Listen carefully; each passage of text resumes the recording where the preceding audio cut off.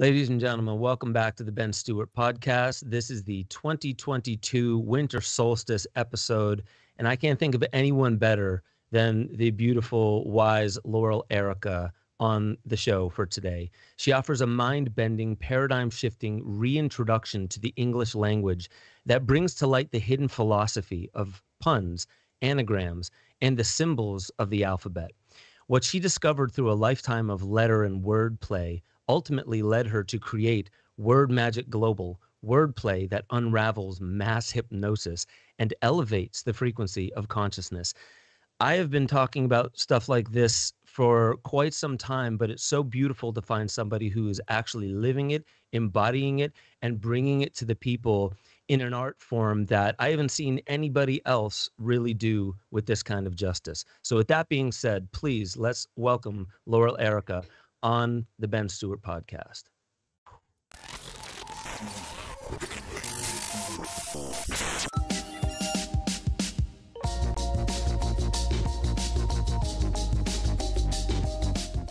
And here we are, Laurel. Thank you so much for sharing this winter solstice with us. What an honor and a delight. Thank you, Ben. It's been great chatting with you the past few times that we've had a chance to chat. I have to say that I saw you first on Aubrey Marcus's podcast, and I have been in love with what you've been saying since then. But it was Pete Evans at the Evolve Network and his podcast who reached out to me and said, Ben, you really have to connect with Laurel. I'm not sure what this even means or for what purpose, but maybe there's something that can happen here. And so then I listened to the podcast that you did with Pete. And I just listened to it. I just had it in my ears and I was laying there, closed my eyes, and it really impacted me deeply. So whereas most times, even myself, who am fascinated by this topic, I still sometimes lose the profundity of words, the power of words as they come out of our mouth, the way that we use them, the intention behind them, and the power of those words landing on other people and how that moves inside them. And it's odd because I've been talking about this for quite some time, and it still very much so resonated when I heard you speaking about it on Pete Evans' podcast, that I really knew that I needed to connect with you and I needed to share what you're doing with my audience and with the world some way. And so I guess the very first question is, I want to know from it maybe doesn't need to be the beginning of the story, but when was it that you started realizing that like words and wordplay and that the language that we use has so much power, force, and effect?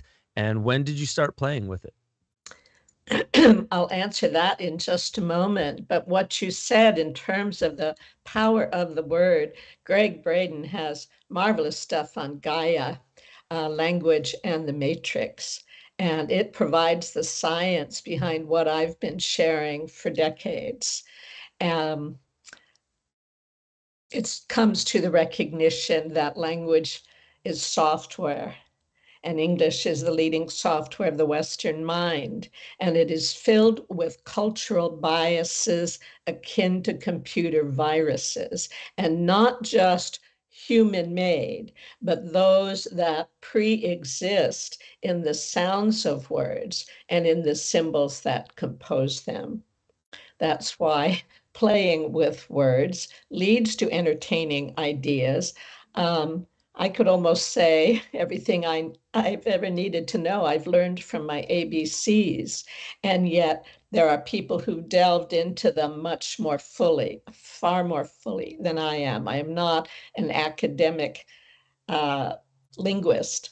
Anyway, I'm going to step back to what my original interruption was before I respond to your question. And that is the statement about the power of the words. I don't know where I found this quote. The attribution is to unknown rather than to a particular person.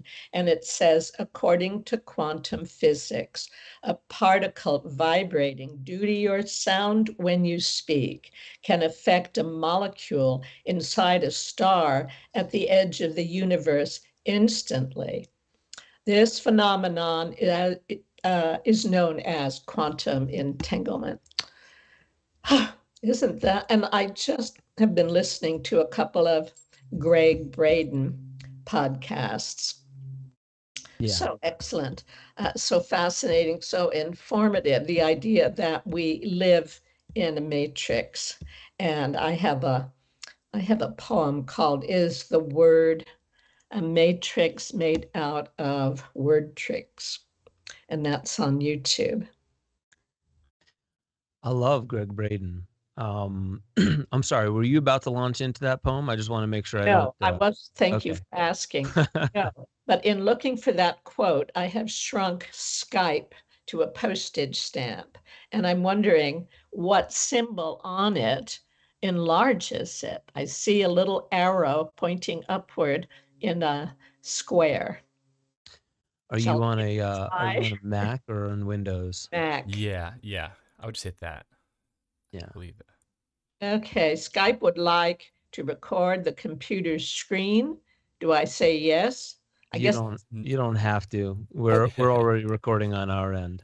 and You're now good. it says choose screen to share. I guess I don't want to. Okay, thank you so much. You're good. So, Speaking of software, right. it is very interesting. That was something that you mentioned that in that Pete Evans podcast was that language is a software that not only can be but really needs to be updated. And I want to hear from you on this, like what is in your experience, in your wisdom, what is the way that we update this language? And just for a quick caveat, so my wife is Dutch. That language is older than English, and I hear often colloquially that English is a mutt language, that it really is just a mixed bag of different things. It doesn't follow hard, rigid rules like Dutch does. And I hear that as being almost the attitude of it is that this is a very lowbrow language. And so I would love to know your thoughts on the English language as a software and how it is that we might actually play with it to update and what updating the software is actually doing. Well, I will share that with you in just a moment. I want to go back to your beginning question. How did I start doing what I'm doing? And I started at the age of about 3 or 4 years old. And there's a whole story around it. But I also said too about what initiated me. And just like Alice in Wonderland was in pursuit of a white rabbit, it was a bat that I was in pursuit of that started my developing the capacity to use echolocution, as a friend of mine accidentally described it, using the sounds of words, since we're living in a hall of mirrors and echo chamber. So I used the sounds of words to become of sound mind myself, because I went through a massive gaslighting experience growing up, just because people were so ignorant in that generation in particular, and and hostile because no one wants to feel like they're missing. Anyway, don't need to go there. I started and I said to my parents when I was 3 or 4, I bet I now know all the words in the English language. And my mother said, I bet you don't, and spoke a word I'd never heard before. And I said, well, what language was that? And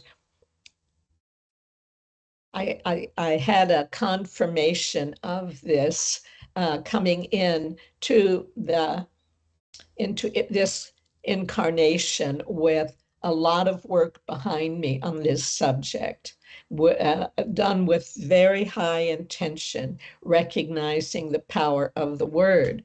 So I just, before we got together for this call, I was listening to Greg Braden on I think it's Missing Links, but talking about the fact that the probability that we're living in a computer simulation. And just about the last sentence he spoke in that episode. He said, "We need a new way to look at our world and a new language to solve our problems." So English is, as I see it, a mongrel language. We know that language is manipulated all the time to persuade people of whatever perspective people are, those in charge are trying to get their agreement for. So funny, because agreement is not only a compliance, but when the light of our consciousness moves through the lens of our perception, which is shaped through our words, then we are adding mental energy to an image of reality that is essentially a mythology and not the fulfillment of our actual potentiality as a culture.